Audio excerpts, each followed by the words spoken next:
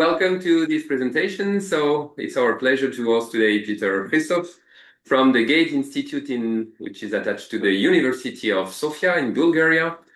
And he will present his work on uncertainty quantification related to a specific project called unCertify.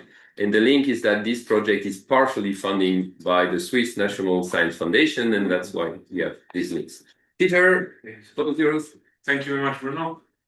Thank you very much to all of you for finding the time to be here today. And let me also use this opportunity to thank the chair for hosting me. It's been a wonderful couple of days, even if short, and you've made me feel very welcome. So thank you very much for this. So today, as Bruno mentioned, I would like to really tell you a little bit about what the Prof unCertify is and how does it relate to a very interesting and very tough industrial problem, namely certification. Let's see if this works. Okay, so I've tried to structure this talk in a bit more informal way, more as a conversation, really, to try and elicit some opinion from you, but also to present where we're headed with this. So I'm going to introduce myself first and tell you really what am I doing here, why am I here, then the problem of certification by simulation, the project itself, and then I'll draw some quick conclusions. So I graduated from the University of Liverpool in 2014 as a Bachelor of Aerospace Engineering, and then I went on to do a PhD with Dr. Alex Diaz at the then newly established Risk Institute at Liverpool, which essentially turned my whole direction from aerospace mostly towards the UQ. Then I went on to do let's see if this works, yes, went on to do a postdoc with Alex again, on a project that was looking at quantifying numerical uncertainty in large computational models. Then a second postdoc with Professor Scott Thurston, some of you may have heard the name, that was more kind of overreaching UQ treatment for industry with Airbus. And sometime after beginning this postdoc, I moved back to Bulgaria during COVID and started a part-time position as a researcher at the Gate Institute. Fast forward a couple of years, I finished that postdoc successfully, I may add. We were invited for a second round, but then I assumed a full-time position at Gate as a researcher. And then the research head at Gate made me aware of this opportunity that I'll tell you about in a couple of seconds, that is essentially funding young scientists to progress their career towards associate and full professorships. And so I applied, I got interviewed in Bern, was successful for that fellowship, and that's how I got to establish my own small research group called the Reliable Computational Modeling Research Group. And this is really what brings me here today. Other than the job that I very much like to do, my broader interests are aircraft design of any sort, so big or small. That includes remote controlled aircraft that I build with my sons. I like to play squash and football in my free time, and I also love gliding, and I'm hoping to get my self-learning certificate in the next couple of months, hopefully. So a bit about the program that led me here. PROMISE, it's called. It stands for Promotion of Young Scientists in Central and Eastern Europe in particular. The funding comes from primarily, Bruno said partially, but it's primarily from the SNSF, with a little bit of an addition from the Ministry of Education and Science in Bulgaria. And the goal really here is, on part of the SNSF, is to have sort of an equal opportunities for researchers across Europe to have access to research funds, to research opportunities, infrastructures, knowledge, so as to not see mass immigration between countries and depleting one country in favor of another from essentially young brains, essentially. Let's put it this way. So a little bit the conditions for the PI that are relevant to my presence here. So obviously, you have to have some track record of working in Europe, but also crucially, you have to be mentored by a professor at a Swiss university, Bruno, and you have to have a Bulgarian host institution. So that is not exclusive to Bulgarians. Anybody could apply to this, and provided they fulfill these criteria, could be funded. Okay, so the host institution, Gate Institute, very briefly about it, was established in 2019 as a joint project by Sofia University, old habits. Sofia University, Chalmers University of Technology at Gothenburg, and Chalmers Industry Technique. That is our link to industry, with the purpose of developing AI big data methodologies and research to kind of really transition to the next generation of industrial applications in these fields. GATE is a center of excellence in those topics. So this is really where we're trying to apply scientific advancements in big data, AI, and digitalization. The rough structure of the institute is that we have 3 technological groups, one of which is my research group, 2 others in AI, ML, and big data engineering, 3 applied domains, future cities, digital health, and intelligent government, and 3 laboratories that are a city living lab and an AI and governance lab, and 1 more advanced visualization lab. Within this is my group, so full of very bright young people, most of them younger than me, with a very diverse background in their expertise and interests. So most of them junior. We have a wide swath of like modeling people, optimization, AI and ML, reliability, general mathematics, and obviously VV and UQ. And we tackle problems in terms of research in multi-digit modeling from the perspective of the actual model development itself. So we start building the model in a good way. So best practices, how you set boundary conditions, meshing, how you run it, so on and so forth. Very strict about verification, validation. UQ, we cover the whole cycle: identification, characterization, propagation, analysis, the entire thing, sensitivity, everything. But we also strive to promote good practices in using machine learning, okay, by interpreting it through the lens of scientific machine learning. So that includes, under this cap, circuit modeling, deep learning that is explainable and that is open to auditing. And finally, and of particular relevance today, some reliable generative AI as well, and with a specific focus on UQ for large language modeling systems.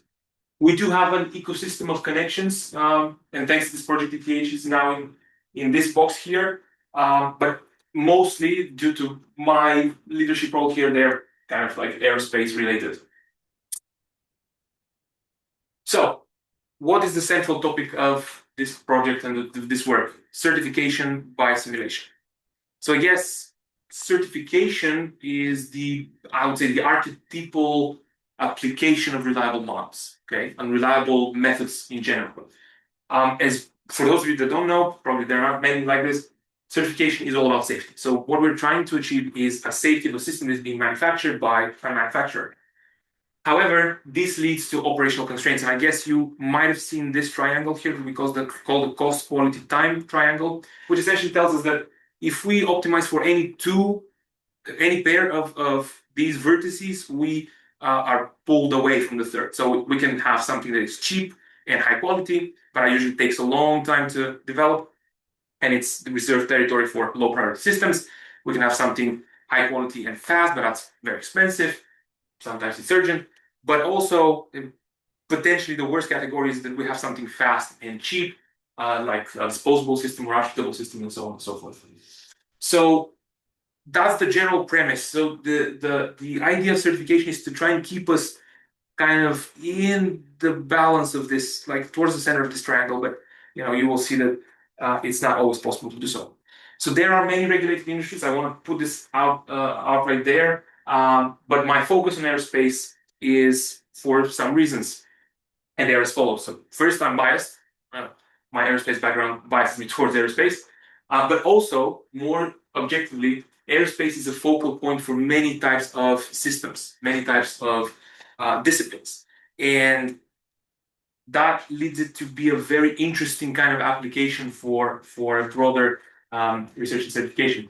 It does have unique constraints on performance. Maybe some of you have heard of the 1.5 safety factor, which essentially means that if you add a little bit of strength to one of your components, your performance immediately suffers. So you're not free to explore the design space at large. But it also has globally adopted regulation standards, which means that whatever gets certified in the US, for example, will also get certified in Europe. So we can benefit from this wide network of legislation that is already available. The challenges are also sort of unique because airspace is not a bespoke industry as in like nuclear or some very kind of limited number of production industries. So it does require physical prototypes to be built and test flown, which means that it usually has a very high portion of the costs dedicated to certification. What I'm showing here is a breakdown for small aircraft. So maybe CS23 doesn't mean much to you, but CS23 is small regional aircraft, and this proportion goes way higher for what we call CS25, which is transport air. So it's very costly. First, because we have to build a prototype. Second, because we have to hire experienced test pilots, but also because it requires specific flight conditions to be tested in, right? And that can take years and years to achieve. So, for example, we might need to, so you can see here, typically we can take anywhere from 2 to 3.5, 4 years to achieve certification, because we might require things like a particular crosswind upon landing, or a particular icing condition, or some regime that takes us into some funky flight attitude, and so on and so forth. And to shorten all this, to mitigate all this, industry has learned to go the conservative way with an incremental design. And so if you see Airbus or Boeing quoting a 0.1% improvement in fuel efficiency, this is big news. Okay. So certification by simulation is trying to kind of alleviate a bit these problems and really to shift our designs more towards the center of the triangle that I showed previously.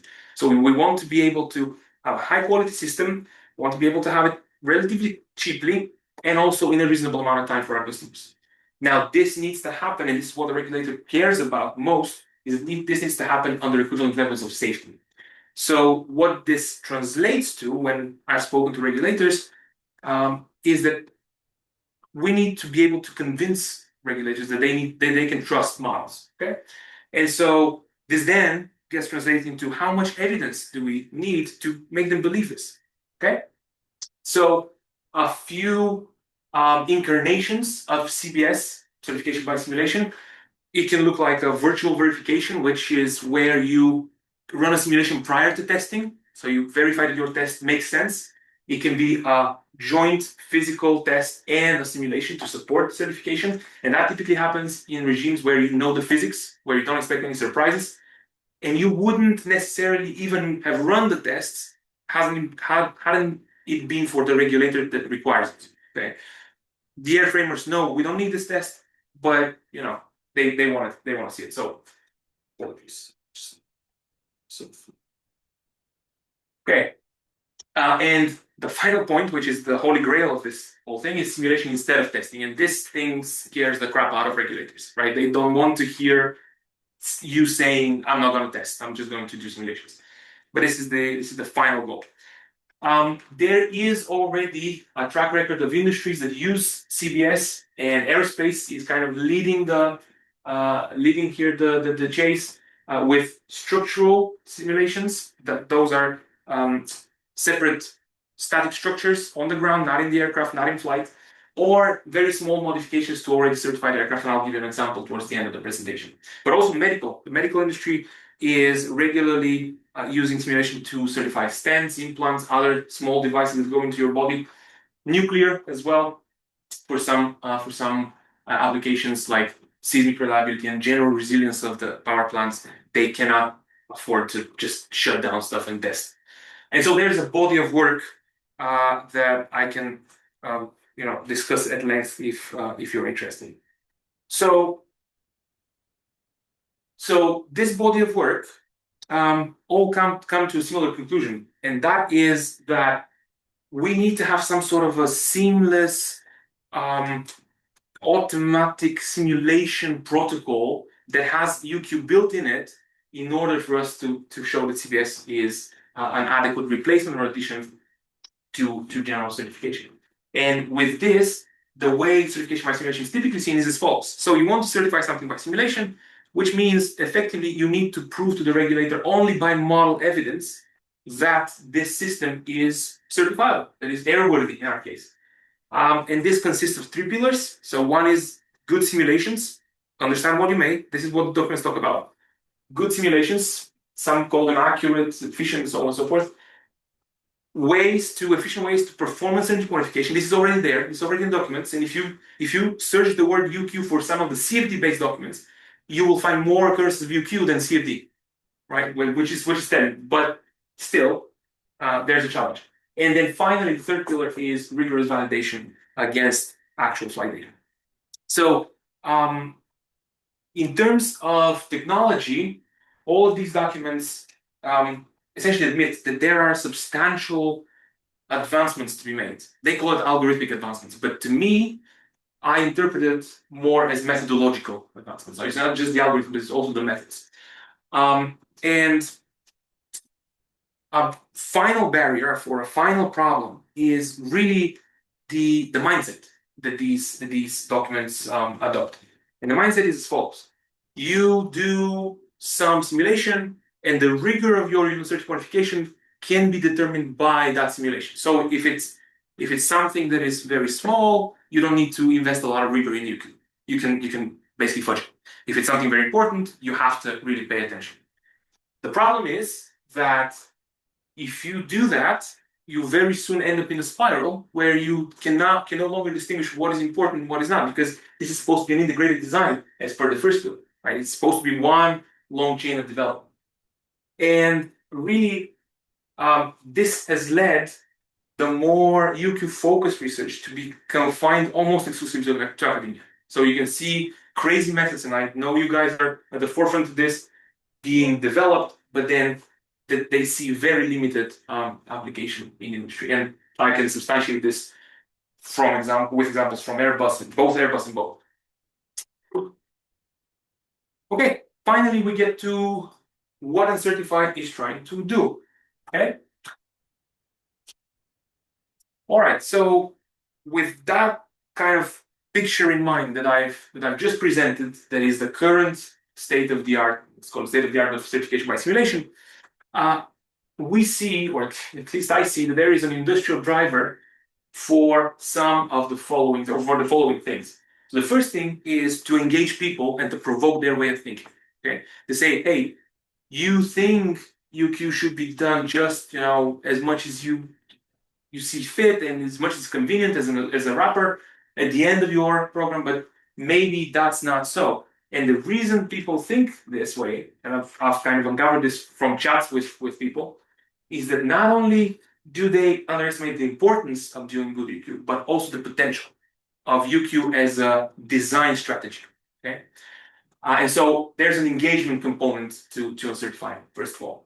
The second is the methodological development, the research, which for unCertify specifically is not focusing at all on simulation. It's focusing purely on UQ and maybe just the interface with simulation. So it seeks to bring balance in the kind of level of effort that is invested in research when it comes to CBS. The third point is development of accessible tools for critical problems, some of which are missing, most of which are missing. And you will understand me best, I guess, because you have UQ Lab here. And that's one of the few examples where it is really accessible. It does what it's supposed to do, but it's accessible. Well, not everything else, but most other software is a priesthood. Like, you need to really be versed in the art of doing this to understand what you're doing. And finally, and very importantly, is the validation of all the technologies that are developed here to be kind of put out there in industry and be validated. So this is the little cycle that I kind of see for that project, and it necessarily goes in circles, and I'm happy to discuss this in more detail. So with this, the aim for the overarching aim, the one sentence aim for unCertify is, because all of this to be done properly needs to start at a very early stage of design. It needs to essentially be advanced. It needs to be advanced in such a way that it promotes model reliability, but from the standpoint of design for certification. So the same way that you might have heard design for manufacturing or design for maintainability, we can have design for certification. That is, you build evidence as you design. You do constant UQ under the hood that ultimately, once you come to the authorities, tells you, okay, look, I've got all this evidence that is now present for my system. And the methodological components of this thinking, I'm only going to cover the methodological components today, are the promotion of automatic accumulation of evidence, coming up next, which is coming under the hood of uncertainty construction, and the development of what I call maximally rigorous methods for uncertainty propagation. What I mean by maximally rigorous, I will tell you in a few slides. Now, there's a very important component here, the quantification of numerical uncertainty, which is rampant in any sort of modeling simulation framework and is not being taken very seriously. Also happy to discuss about that, but I'm not covering this today because this has seen the least amount of progress to date from the project. We're already working, but in a very initial stages. Okay, right. Let's start on the things that are more pertinent to actual research. So uncertainty construction. Okay, so I guess all of you know what I'm showing here. Those are probability boxes. I'll get to them in a moment. So in order for us to accumulate evidence as time of the design progresses, we need to be able to somehow flexibly let that evidence speak to our uncertain constructs and shape them as time progresses, essentially, right? We don't want to start with a direct assumption of something is Gaussian, something is uniform, something is something. We want to say, okay, I know this much about a quantity. What can I construct? What can I do with it? Okay. So the point is that if we do this, and if we do it in a sequential manner, we can at any point and record this evolution. We can at any point open up this thinking chain to scrutiny, and we can say, okay, I've done this because that.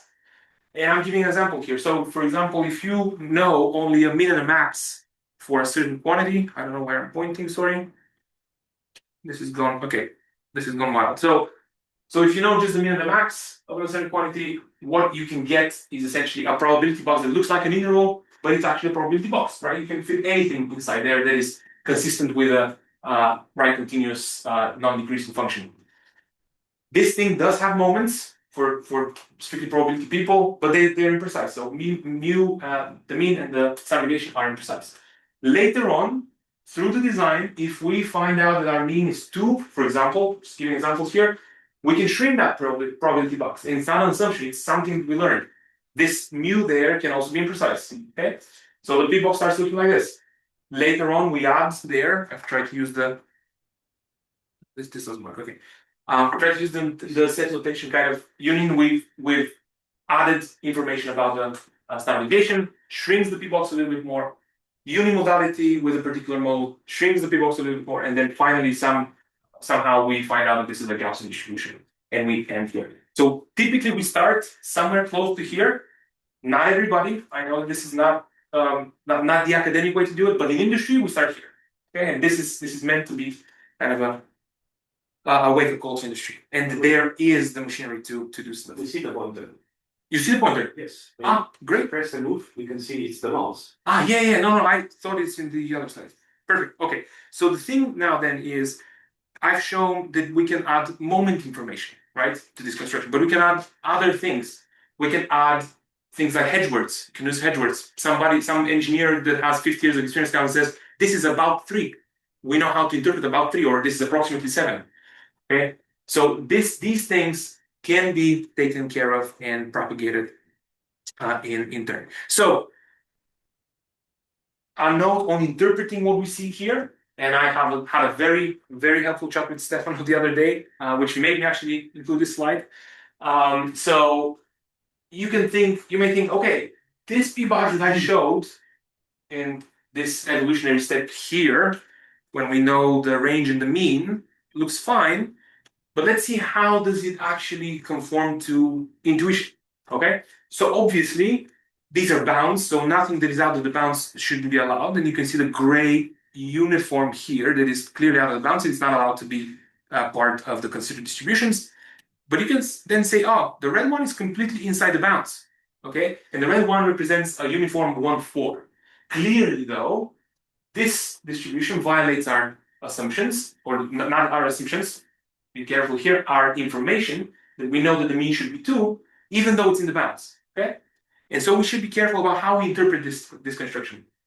All the uniform distributions that can belong to this p-box are only those in the hourglass shape here, blue and gray. Okay. Now, why is this? Well, this is because we haven't specified any family, right? The p-box actually admits the moments that we specified, namely the mean, but also any other sort of distribution, including some very pathological ones. But here I'm showing, for example, uniforms, triangulars in those kind of hourglass looking shape, but also betas. And betas kind of almost fill the range there. So we have to be careful about how we interpret these things. And then we could specify, okay, I don't know what the distribution is exactly, but I can say, okay, it's min 1, max 5, mean 2, and I know it's either uniform or triangular. And the p-box would shrink to those blue bounds here, okay, to kind of acknowledge this information. Yes, distribution-free probability boxes do have a larger entropy than some other models, namely hierarchical models, under certain circumstances, but they allow you this kind of structured approach towards building up evidence. Okay, so after all of this, one may ask, okay, do we maybe need to institute uncertainty quantification departments in the industry? So how do we get to all of this information, right? And the answer is we could use the advancements in LLM and like large language, large visual models and so on to actually not have a department dedicated to this. So even if information is not available in public resources about what we're trying to construct the uncertainty of, it's very, very often, if not always, available in-house to the company, right? So that might be proprietary information, but it is available there. And so that information needs to be tracked and processed and made sense of, and that information can include reports, it can include meeting minutes, it can include recordings, any sort of thing, right? And so what the motivation here is okay, uncertainty quantification is already, motivation of using or proposing LLMs is we're already seeing a sort of a resistance from people to adopt a very rigorous UQ approach. Can we replace the person that needs to do this by something that is an automated system? So the idea here is that we collect evidence again silently under the hood. So what would the role of such a system be? You can see, well, actually tell me if you can see this. This is an example schema that I'm proposing here, and it could be something different as well. The role of such a system would be to extract justification for things that are happening, things that you're constructing, and to then assist the engineer with constructing the actual uncertain number. So what I mean by justification? So for example, we can extract very basic information based on some query, right? The engineer is designing something out of a particular material, and so we need to keep track of the quantity, what it is that we are doing. Okay, that there's a substantial lag or not. Okay, let me try to. You can point towards the screen, by the way, it's an accelerometer, so. Sorry, thanks for educating me. Okay, but I can also give you the HDMI so we actually see the whole screen better. It's fine, I can, okay. So the thing is, we want to be in a situation where we kind of even the simple information, we make sure to track it down. Because there have been more than one instance where, for example, units have played a joke on people, engineers that have not been careful enough to kind of convert. So we have quantity simple units, for example, but then crucially data. Okay, what were we able to find from our databases, from our resources? An ID that I call evidence, the reference to this data, it has to be there, otherwise it's not a data. Ensemble, what are the assumptions that went into generating that data? Is it synthetic? Is it some particular test? The description of what the actual query was to this system, and then information about the uncertain number. Can we say it's positive? Okay, its value is a Boolean value, but then why do we think it's positive? Okay, if it's Young's modulus, for example, obviously justification is a positive quantity. Is it continuous? Is it unimodal? And you can continue this list. I've truncated here for reasons fitting to the slide. And finally, what this should contain is the object here, the constructed object and the construction track of how that object was actually done. Okay, so there's an example, Young's modulus again. I particularly like that formula. I don't know why. You can see here how we've accumulated some evidence. And we said, for example, this is completely made up, obviously. We said, for example, okay, references TI MEC test, because we're looking for the Young's modulus of TI6 alloy for V, particular titanium alloy. So the source mixes bar, sheet, and rod specimens. Okay, you have to take this into account. Or then we have reference for supply XXX of TI spec XLSX. That could be an Excel spreadsheet, right? The source specifies that this is a mean value across heat treatments and does not provide sample counts, for example. All of these can be accounted for by machinery that has been there in uncertainty construction for decades. Okay? And so what we've started doing is actually started kind of looking into developing such a system. And we think it should be based on what is called retrieval augmented generation. Okay? So it's a RAG system. However, how much information and what information goes through this RAG system is not without importance. Okay, so what we are focusing on is a risk control for this RAG system. We are proposing conformal prediction sort of framework, and we're tackling both. For those of you that are familiar, we're tackling both the retrieval and the filtering risks of the system. So what it means is retrieval is how many documents I get. Does it contain the right documents? And then the filtering is a more detailed assessment whether these documents are relevant to the query that I've submitted. And we're able to achieve controlled risks with statistical guarantees on both in both stages. Crucially, what this shows us is that the prompt length is dramatically reduced in comparison to if you just said, okay, here you are 100 documents, figure out the context. Right, so you make this more efficient and with statistical guarantees. And we've got 2 papers submitted to present, one the technological work at an NLP conference, and the other one the applied branch of it for the European Aerospace Science Network in the autumn. So going from characterization, the next logical step would be propagation, right? And we try to observe the same kind of ethos here as for construction. We want to go by evidence, we want to go by knowledge, not by assumptions as far as possible.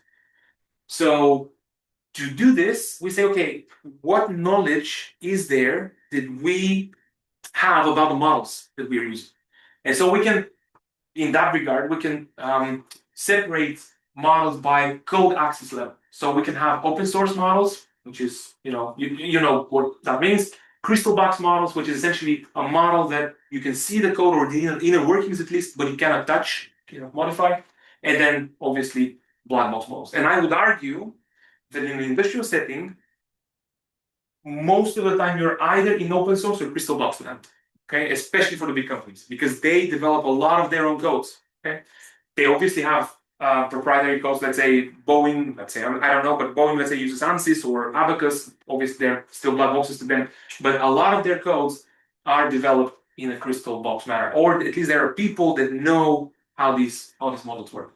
And so I'm illustrating this here with this simple diagram. Obviously, if we have a black box model, there's no way for us to know what's inside. I mean, we probably know the physics roughly, but the inner workings are completely different. If we have a crystal box or a gray box, we can either have a monolithic code, which is, I guess you know what a monolithic is, but let's just put it out there. If this is a multidisciplinary tool, you have fluids and structures, let's say. Monolithic means the 2 sets of governing equations are solved simultaneously. You cannot separate them. Or you can have something that we call a separable model. Okay, and we can use this, right? We can use that knowledge potentially to effect a more efficient, more rigorous uncertainty quantification. Why? Black box models are, especially in academia, are the norm, but they do not admit any rigor preserving strategies. Okay, so what this means is that if you sample an uncertainty model and propagate through the black box, there is no way for you to guarantee, and I mean in the strict sense, that you've captured the uncertainty in the output. On the other hand, we have intrusive methods that can guarantee, right? And are much cheaper often than black box models, but they suffer from their own problems, right? The repeated uncertain variable problem is the curse of these kinds of models, and there are some methods that we are exploring to apply, such as fine arithmetic, mean center values, and some more novel adaptive methods. But there is still a lot to be done there.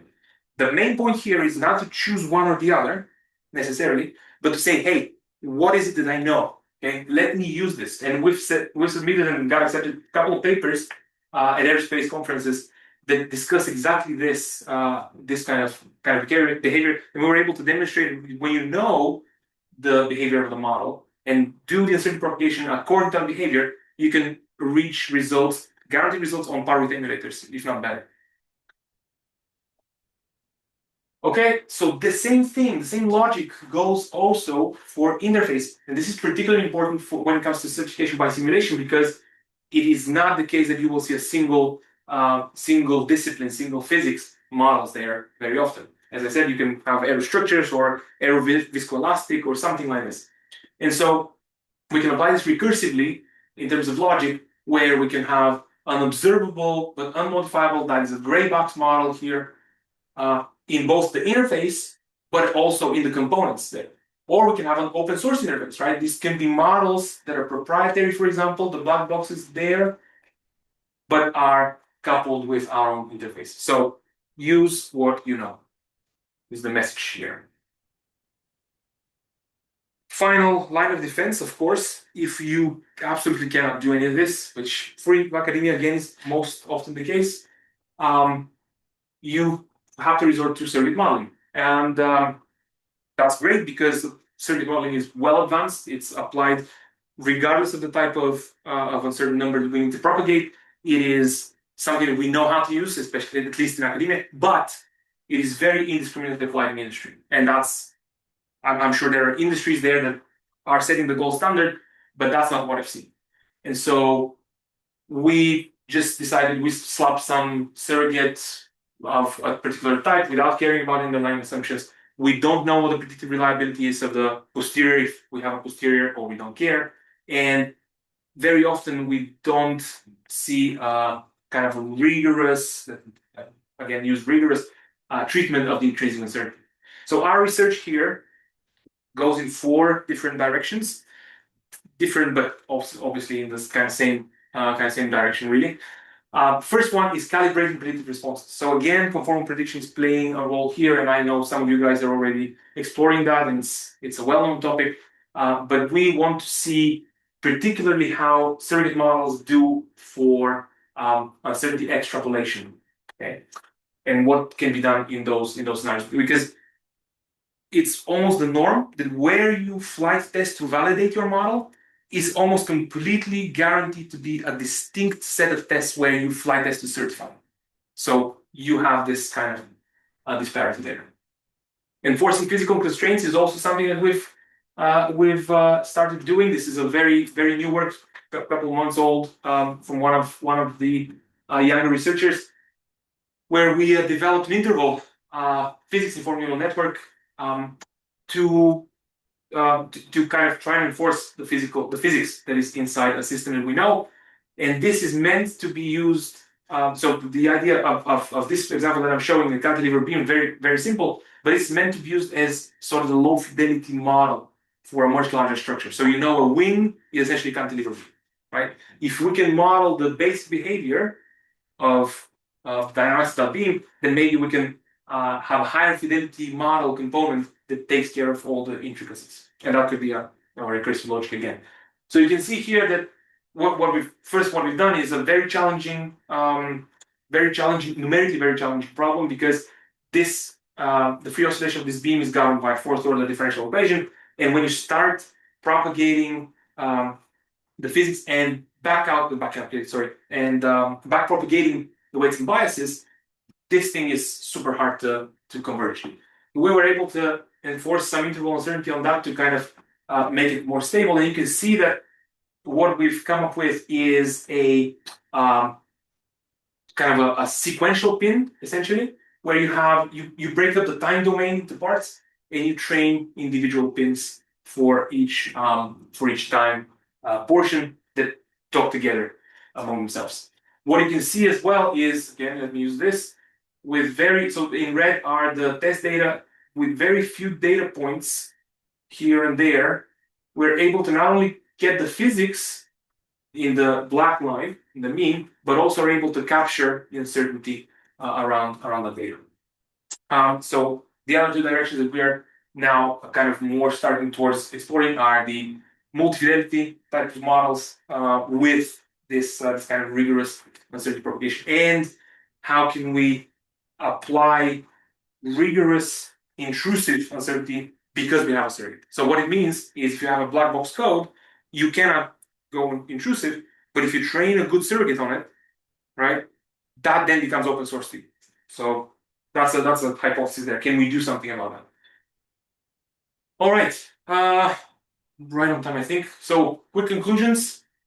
So all of this work in uncertainty quantification, we hope that will allow design for certification thing to be adopted in practice. Okay, so all of this quiet, automatic, maximally rigorous uncertainty quantification from the start will go into this kind of thinking. And so rather than adopting the top-down approach that we saw in the beginning of the presentation, what unCertify is proposing is a bottom-up approach, where you accumulate evidence together with the provenance, justification, everything, and then you move up to get an integrated, reliable model that can then inform certification decisions.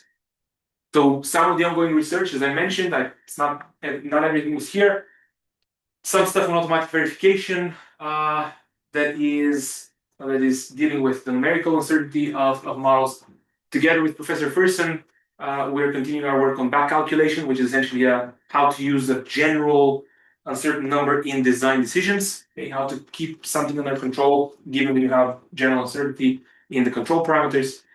And of course, we are working on our own toolbox for polymorphic uncertainty. And this is something I'm especially interested in discussing with you guys because, UQLab is probably setting the standard for those kinds of codes out there. In terms of validation, that's one critical bit where we are also trying to progress, and you will see that on the next slide. So we're designing and looking for and trying to use benchmarks to kind of put all the methods into one place and kind of say, okay, this is how something is performing. There's objective evidence that it's doing well or maybe not. With this, a quick plug about the AIAA certification by analysis, qualification challenge that I wanted to present to you guys in case you are interested in joining. The idea of this thing is that's a challenge set up by jointly Boeing, Airbus, and NASA. And the idea is for academia, but also industry, to develop VVUQ frameworks that are applicable to certification by analysis. Now, the small distinction there, analysis means any sort of not flight test. So wind tunnels, ground vibration testing, anything. But we are focusing on simulation.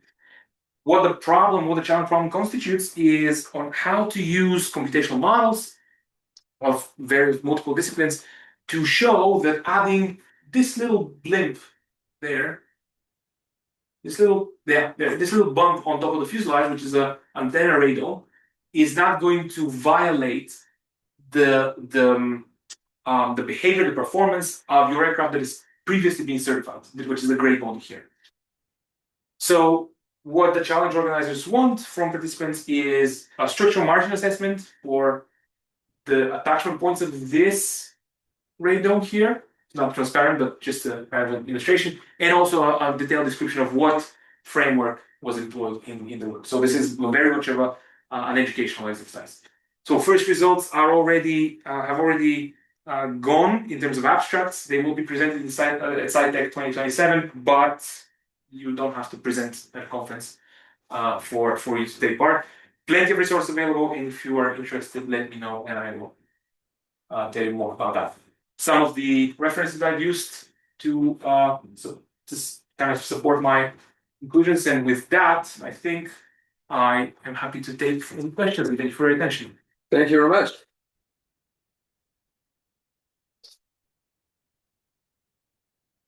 Okay. Who wants to start?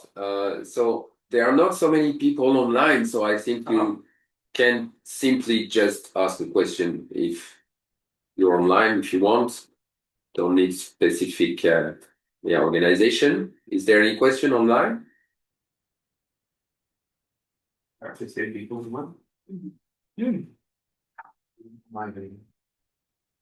don't hear anything. So, Stefan, I'm sure you have questions. Yeah, too many. Too many, oh, great. But we will also talk later, I think, for the sake of time. If anyone else has questions, anyway, we reserve you can start spot later. So. Yeah. I mean, as usual, I will start with what I feel is, let's say, weakest link in the chain, which is for the whole UQ thing. It's the usual garbage in, garbage out. So, well, how do you model the humans in the loop, especially if it is, aerospace pilots? Oh, okay, right. Yes, that's a very good question, and that is not something that we are looking at unCertify. In unCertify, sorry. So there's flight modeling. Just to kind of level the playing field here, there's flight modeling, which is how the airframe engines, everything is handling through the air, and then there's flight handling qualities, which is completely distinct thing. So a plane can be very efficient, fly very nicely, but it could be difficult as hell to fly. So we are not looking into this. In fact, if I can go to my resource slide, these guys. Some of you may know, joint Liverpool Polimi DLR group developed this kind of guidance, roadcraft certification by simulation. I was a consultant for the UK part of that. They are specifically targeting this flight simulation modeling. So flight simulation, so how the person is, and it's super difficult. Like you have to be consistent with your test pilots. You have to be consistent with the way you build your flight model, obviously what unCertify is about, but also then how this is translated to the flight simulator, right? That 6 degree of freedom ball that moves around. It's an open question. You guys go ahead, or should I? I mean, I can go ahead. Yeah, as long as you wish. We have dinner plans, so exactly. Well, then staying in the first part, basically, of the presentation. Second thing that I would like to elaborate a bit because I have more experience is, in my experience, at least working with industry, I'm not sure I agree with your assessment of white versus gray box availability, especially for big collaborations / big structures, anything between energy systems, wind turbines, that's one of the crazy ones. I think they have a lot of black box stuff. Also because, as an example, they have commercial components that they cannot avoid, control systems, stuff like that. But also, maybe again, for the sake of certification and so forth, the model themselves, they either don't necessarily have equations that are being solved, or the equations are not necessarily transparent. It's not always just a small component you can model completely. Aircraft is complete. Absolutely. I absolutely agree with that. But the one thing that kind of is very important is, do you have access to data? Do you need data at some point in this entire thing? What's the availability of data, even within the industry? Like as an industry insider, huge. You do have availability. You have access to data. Yes. So, for example, I can tell you that surprised me. I'm coming here from Bordeaux, where we were at a meeting for certification qualification. So it's a certification qualification by analysis. And there were Boeing people that went and tested in a European wind tunnel because their wind tunnel, the pressure vessel of their transonic wind tunnel broke and they couldn't test there. So they couldn't afford to not have the data. So they shipped their massive model to Europe, tested in Onera, I think on Onera at Quantum, and then shipped it again to, I think, somewhere in DLR, somewhere in Germany, and tested again. So there, the data as such is completely crucial. And you will not be able to certify anything if you don't show the data. That's where the actual challenge comes from. The certification authority is pouring through pages and pages. I think I don't want to mislead you, but I think the certification stack for the 787 to Dreamliner that took 8 years to certify, I think, or something like this, was upwards of 4,000 pages, like in data, sort of thing. So that's data and evidence. Okay, well, that's interesting because it's a problem with academia, generally speaking. Yes, they are forced to assume everything is a black box. That's exactly what I'm saying. It's the problem. But then industry have that. I mean, again, if I can continue, then this brings to a bunch of other questions, which are also related. They can work into the second part. So now, as soon as you put LLMs into play, well, now you have other issues, which is data federation, essentially, or training. So where basically are those LLMs running? Because if you have such a big privacy thing, how do you deal with that? And also, they are not able to deal with a lot of data. Yeah. That's another big issue. That's absolutely correct. So when we started looking into this work kind of morphed from a bit of again reliable systems to work with conformal prediction type of guarantees, but we started on specifically small language models, precisely because we wanted to mimic a scenario where we're in an industry. We're an industrial stakeholder. We have our own small data center, and we want our LLM or SLM to run there. Okay, so we want everything to be on premise. Okay, that's super important, super critical to all these stakeholders. So the thing is, that didn't happen. We couldn't make it running. We couldn't make it run. We kind of changed direction a little bit. But the premise here, or at least my hope, is that let's demonstrate this on a system that is at the minute public, but maybe it can be scaled. So there is a lot to be done. I'm not saying this is a solved problem. Second issue that you raised, quantitative data. I was surprised. I thought that some of my junior researchers are educating me on this. I thought that the more data you feed, the better you are. But then the person that is primarily responsible for this was like, okay, look, there's the evidence that if I feed a lot of context, the prediction actually gets worse and the model starts to hallucinate. And so that's why we came up with this idea where we're not only guaranteeing that we're giving the correct text, but we're giving a shorter context. So this is super important. So yeah, that's how we're tackling it at the moment, and we'll see where it takes us. Yeah, I have a number of more philosophical questions. So we already discussed this, but I think it's good to also raise this here. You mentioned on one slide that there may be misconceptions about uncertainty in the industry in general. Yeah. And it is probably the biggest barrier. And I don't really see. I would be very happy if some of those big industry would come to us and say, look, we have this problem. There must be UQ. You guys don't know how to do this. But this never happens. I think we have at least tools, but not just tools as software, but methodologies and the corresponding software that probably solves 90% of those step-by-step certification processes.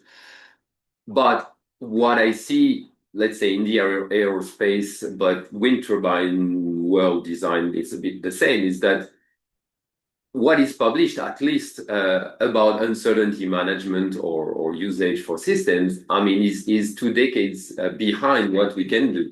So why? Why don't these people who can put millions to transport a big piece from US to this don't go to the few, let's say, established research group on UQ in Europe and just give them a $500,000? That's 50 times less, and this will solve many of their problems. Your guess is as good as mine on that. But how? You have a project to. So how do you plan to break this? It's a very good. It's a very good question. So let me start by an example. So I am in a close connection with a couple of people at Boeing. One of which is the so-called recognized UQ expert for their company. And the guy knows a lot. He knows a lot. But he is trained in a particular way that is, I'm going to apply only this method to any problem that comes. I'm like, okay, so isn't there any conduit for us to get involved on anonymized data, something? He's like, no, we cannot open the data. Okay. And so he says that. But why? They probably jumped already like directly into I use cloud computing and now Right. LLMs and this, you have no clue where the data goes. Exactly. But getting tabular data anonymized to share with academics and maybe get some knowledge they don't do. I mean, Yeah, I don't get it. Yeah, I don't get it either. I guess this is sort of a first name type of problem. So you have to know the person. That's what I've seen in the UK as well. So I may have given that example before, where on that project with Scott Person, we were the UQ people on that project. And when it came time for Airbus to give us data, they were like, No. no. And then they established a PhD and a postdoc position at another university to deal with UQ that knew nothing about UQ, but they trusted them. This is a good thing. I have also seen this like for from ESA, for instance, like you see public collaborations and you see why ESA is doing UQ with those people. I mean, there are 10 better groups in Europe to do this. So how is it feasible? I mean, I'm sure this is not the case for other stuff. So for combustion, propulsion, aerodynamics, I'm sure they have experts, but they also have the right connections to right people. And for you to have the impression that we're just talking in the desert. And I think this is part of the problem, that it's not recognized as a critical thing. I mean, people know they should do some UQ to be accepted. But you said that in whatever manual now there is much more UQ than CFD. This one. But, sorry. Yeah. Yes, but, exactly. But okay, but let's do it. I mean. Exactly. That's what I don't. Stop just turning around. I mean. When I okay, I'm not showing this here. No, I'm showing this here. This is the manual. So there's a CFD vision that I'm showing here, but that's not relevant.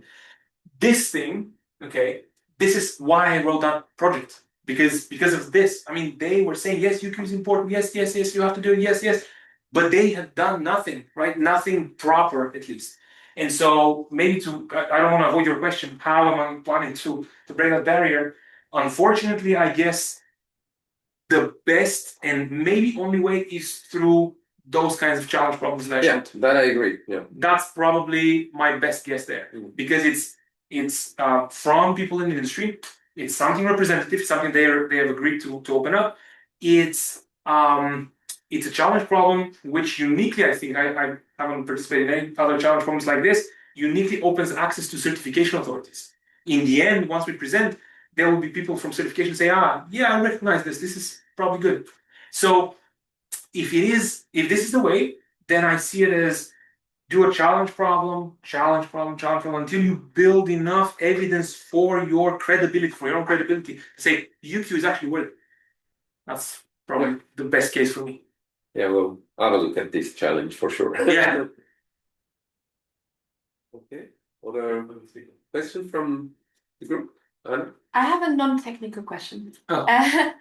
And so I understand like even probably convincing certification institutes of just using simulation is tricky, as you said. But how have you interacted much with like the general public? Because I could see particularly with things like planes, if people hear this can very easily be misconstrued or misunderstood. So I was wondering more about public communication, how you handle this. Okay, in what respect misunderstood in? Well, as in like I think I don't want to fly a plane that's been tested. Like because I think here everyone understands like computing and things like this, but the general public doesn't. And sorry. We wouldn't have a fly a plane just being just. Yeah. No, exactly. That's why you're not going to be told. But I mean, my guess would be that probably the institutes just don't tell people. Right. But at some point, this might lead to a newspaper, and then maybe there will. I could imagine there would be public outrage. So I was just wondering how this is handled. Well, I don't know how it's handled, and I'm not really planning to handle it in this project because the barrier of certification authorities is high enough. Well, maybe my answer to this is let's cross this bridge when we get there.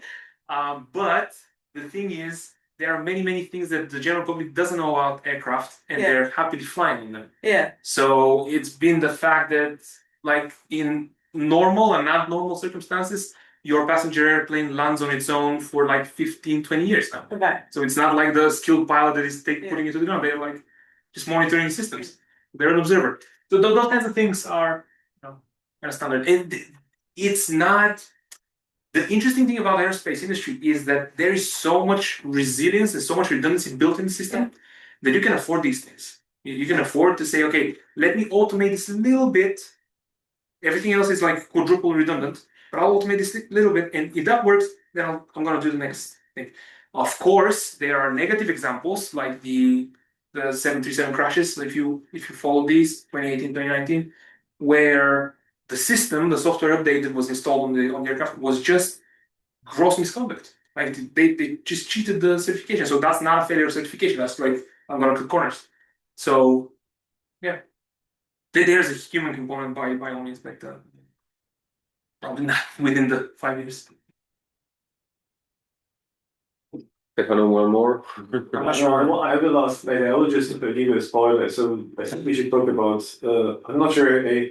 I would call what you call generalization like that. I would probably call it transfer learning. That's probably what you want to. Sorry, I didn't get the generalization. We talk about surrogates in the end and then operating extrapolation training. Yeah, I would call it transfer learning rather than generalization. Yeah. But we can discuss this later on. Yes, to be completely honest, I've heard about transfer learning long ago, but I've never ever kind of paid. I mean, if you talk about non-fidelity, yeah, that's a way. It's one type of transfer learning. Yes, perfect. Thanks. Okay, last chance for a question online. What's it? I forgot to do this. Can I? Like what? Oh yeah, sorry. Yeah. I just want to share, like, back to Professor's question about the application of UQ. So I want to take nuclear as example because I'm basically the background of engineering. And I think one of the issues that I experience is that, for example, now is certification by simulation, right? But in engineering practice, they don't really design by simulation. So I do believe UQ is really good connected with simulation. But if now in practice, engineer, they really design something, not fully rely on simulation. For example, in nuclear engineering, to my knowledge, the model is kind of, they finish all the design and then they do simulation kind of, okay, we check. But they don't really fully rely on it. So I think that's why they don't think UQ is important.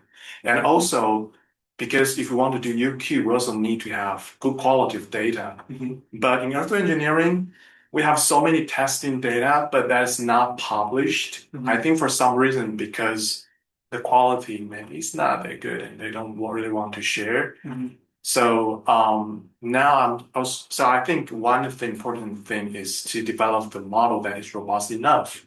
And then people are willing to say, okay, now we rely more on simulation. And then we need to do UQ because the simulation is not always enough.